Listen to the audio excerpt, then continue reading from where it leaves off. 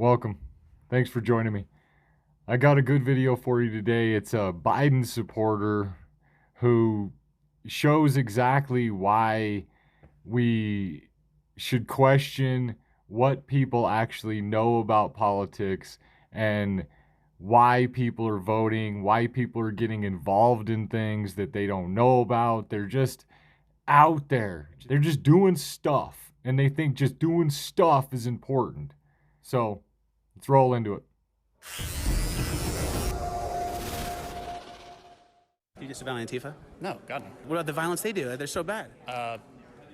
I think that violence is a useful political tool. And this is a nation that rejects violence as a political tool. We do not encourage violence. Attack a courthouse for 100 nights in a row. How many people have been charged with the Portland incident? Do you know? 250 arrests over this whole summer. Well, here's my point. January 6th was a bad day. It was a terrible day, and people are being prosecuted. And I would encourage you to have the full force and weight of law against those who defiled the Capitol. But these protests went on for a year. As you can see this photo behind me, they were literally throwing Molotov cocktails trying to kill police officers. And I didn't hear a whole lot from my colleagues on the other side for an entire year. So if someone was in there and Antifa was in there and they got violent with Michael Knowles, would you disavow that? Yeah. That doesn't make sense. Because he's not a fascist. He's not like a hateful person. He's just maybe a little. He's up there talking. If he's not, he's probably saying some hateful shit. I don't know what he's saying. I don't know much about the man, to be honest. They're just being driven by emotion to hate people without any real logical understanding as to why they're doing it. The stupid person is self-satisfied and, being easily irritated, becomes dangerous by going on the attack. And it's through these views of the left. The left is really pushing a lot of this agenda through this anti-Republican way of seeing things. People don't even know what Republicans stand for, and they're out fighting against it. They're out supporting violence against it.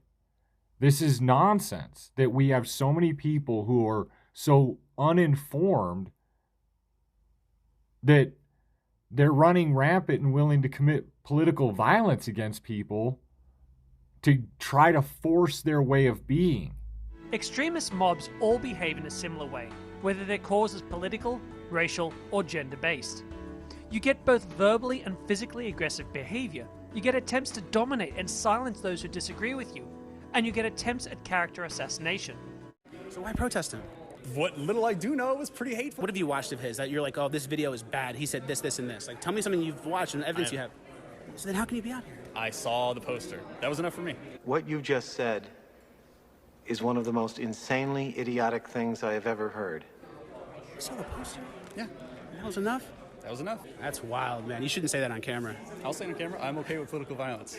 The fact that the stupid person is often stubborn must not blind us from the fact that he is not independent.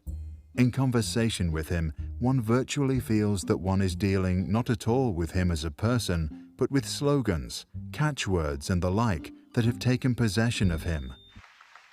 History tells us that blind loyalty to a single leader and a willingness to engage in political violence is fatal to democracy. Listen to your president, kid.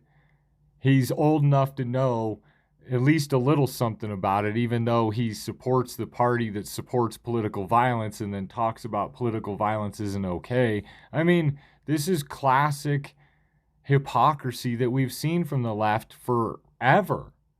And this is somehow they've convinced people to vote for them over and over and go out in the streets like this kid is, protesting someone that they've never even heard what this person has to say. He is under a spell, blinded, misused, and is abused in his very being. Having thus become a mindless tool, the stupid person will also be capable of any evil, incapable of seeing that it is evil. That's ridiculous. I see it on my own channel where people just react angrily to the things I have to say. And it's like, I'm not on the right, I'm not on the left, but this is what you want to throw at me is just hate because I don't completely support your idea of just blind loyalty. Just like your president just said.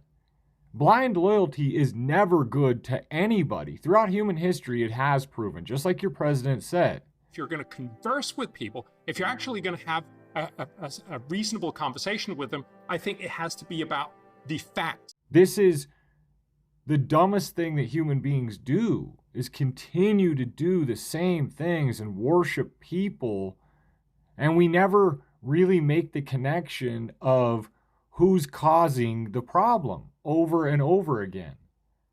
And it is proven, like your president said, over and over again, to be people who are devoted to power and want the power so desperately that they get so many people to follow them blindly, like he's talking about. And without knowing the actual facts behind things. You know, it's all good to have ideas and to try things, but if they don't work, then we have to abandon them. And we've seen throughout human history a lot of things that we shouldn't be continuing to support as far as ideas go, because we know they're going to be failures, and yet we still go with it.